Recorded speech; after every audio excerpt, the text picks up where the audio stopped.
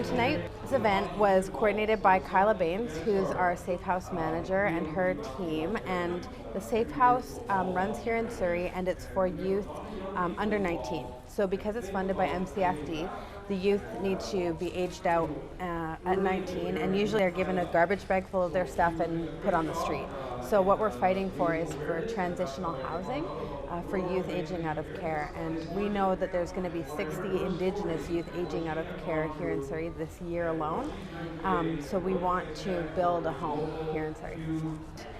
I came in at a really interesting time. There wasn't a lot of research done about the population yet, and I was working with youth in and from foster care, and it was pretty astounding, some of their stories and some of their experiences. So the center has done so much work since then, and it's just been an amazing journey. You take from me my land. You take my home, my family, my elders, my teachers, my children. Tonight I did a bit of performing, which I do regularly to support myself since I've aged out of care. For the most part, I make my living playing on the street, and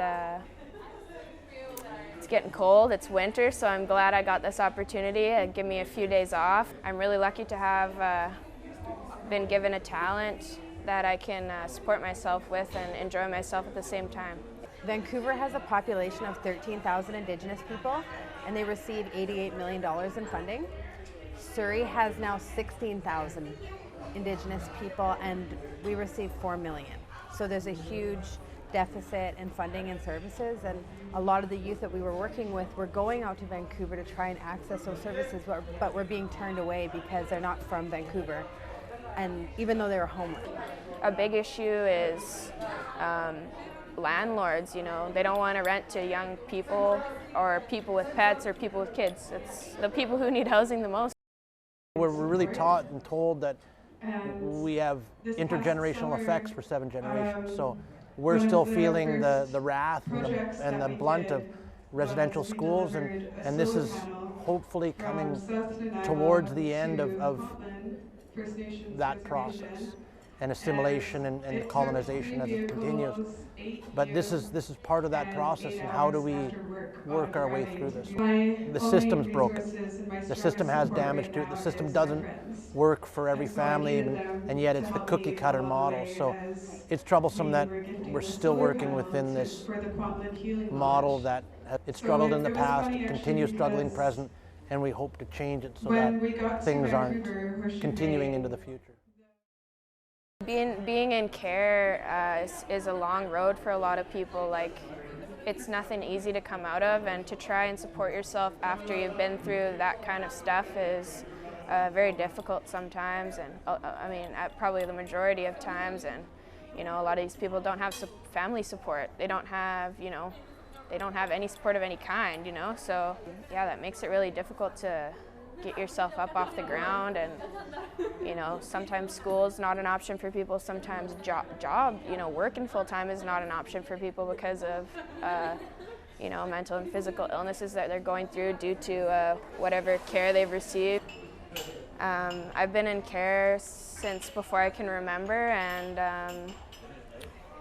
I mean, you get a check monthly depending on your agreement, and on your 19th birthday, you don't get no more money. So yeah, you got to figure your own stuff out. A lot of social workers will help you find housing, but in my situation, that didn't happen, and I've been just figuring things out on my own, and it's been a long road, and I really hope for future youth aging out that there's more support. I have a very different experience than a lot of the youth that I work with, and youth are still experiencing discrimination in all different sorts of institutions, whether that be healthcare, education, or social services. So when I was growing up, my family actually, we didn't really talk about it very much because it was safer to not be Indigenous. And I see now why that was, but I always felt like there was something really missing, and I had a really hard time as a youth.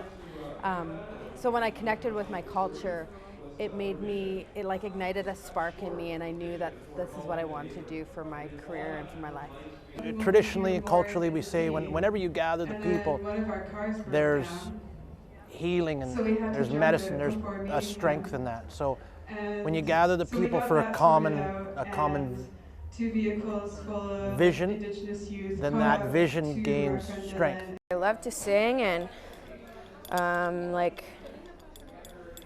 I love to share music and share my gift, and that's really what our culture teaches. And I can't speak for, I can't generalize all nations, but in my teachings,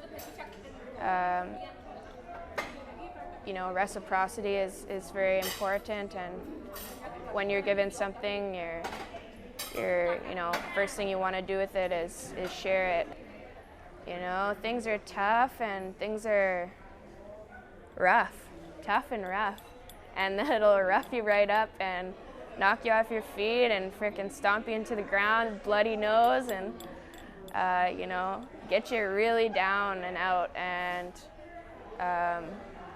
you just have to keep going the best you can, and there's nothing else you can do. You just have to wait for something to come up, What our vision is to build an Indigenous youth hub here in Surrey that would bring together housing, services, and a community gathering space, because we know that youth aging out of care need to be able to develop those networks and need to be able to be visible and to see healthy role models from the culture, and that just doesn't exist here yet. So I think that we can make it happen.